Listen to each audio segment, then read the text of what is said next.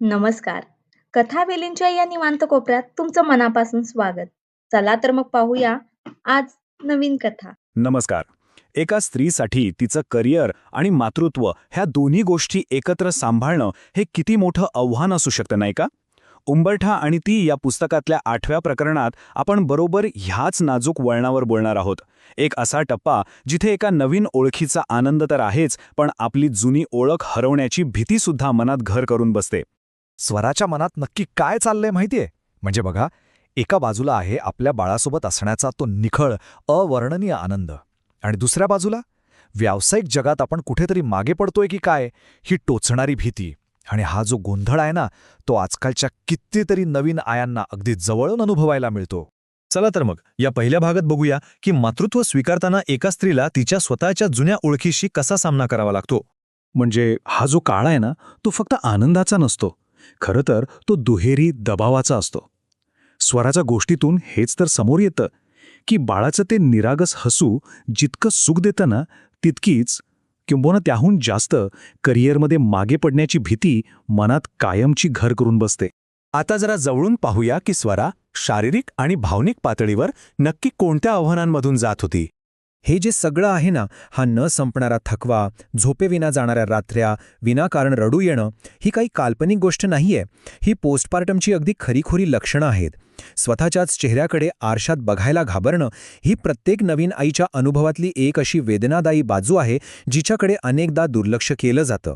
स्वरा जे काही अनुभवत होती ना, त्यालाच वैद्यकीय भाषेत पोस्टपार्टम असं म्हणतात. आणि हे समजून घेणं खूप महत्त्वाचं आहे की तिचे हे अनुभव अगदी सामान्य आणि नैसर्गिक आहेत.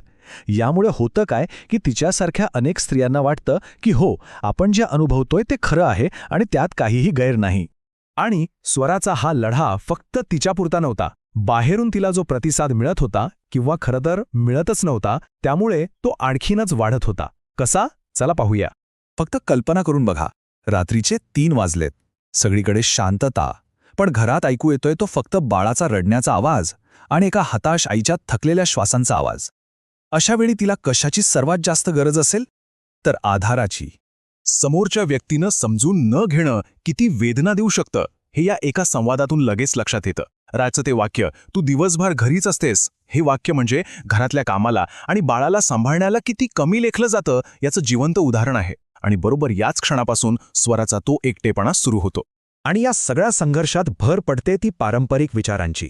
आता बघा, सासूबाईंनी हा प्रश्न कदाचित काळजीपोटीच विचारला असेल, पण तो नकळतपणे स्वराच्या करिअरच्या स्वप्नांना हव्यास ठरवून जातो आणि तिच्या मनावर एक अपराधीपणाचं ओझं टाकून जातो. पण या सगळ्या निराशेच्या अंधारात स्वराला एक आशेचा किरण दिसतो. आणि तो किरण म्हणजे तिच्या आईने ललिताने पाठवलेलं एक पत्र.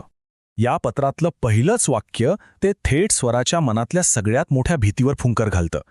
तिची आई ललिता तिच्या शरीरात झालेल्या बदलांना कमीपणा मानत नाही. उलट ती समजावते की हे शरीर एका निर्मितीचं प्रतीक आहे. आणि हा जो बघण्याचा दृष्टिकोन आहे ना, तोच तिला खूप मोठा आधार देऊन जातो.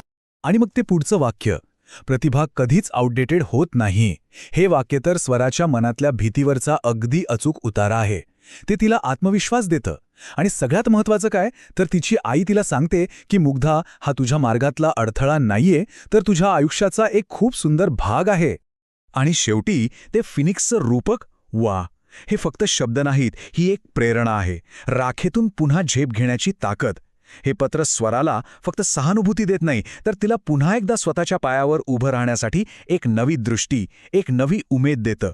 तर मग या भावनिक आधारातून काही व्यावहारिक मार्गसुद्धा समोर येतात. चला पाहूया की या परिस्थितीतून बाहेर पडण्यासाठी नक्की काय करता येऊ शकतं. तर मग मुद्दा हा आहे की यातून बाहेर पडण्यासाठी काही ठोस पावलं नक्कीच उचलता येतात.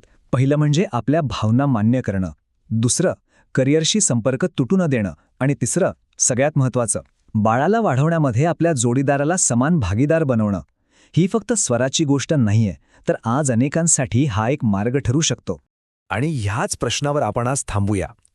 जरा विचार करून बघा, आपल्या जोडीदाराकडून किंवा कुटुंबाकडून मिळालेली थोडीशी समजूतदारपणाची वागणूक एका नवीन आईचा संपूर्ण प्रवास किती आणि कसा बदलू शकते. चला तर मग तुम्हाला आजचा व्हिडिओ कसा वाटला हे कमेंटमध्ये नक्की सांगा. आणि असेच व्हिडिओ पाहण्यासाठी या व्हिडिओला लाईक आणि चॅनेलला सबस्क्राईब नक्की करा. धन्यवाद.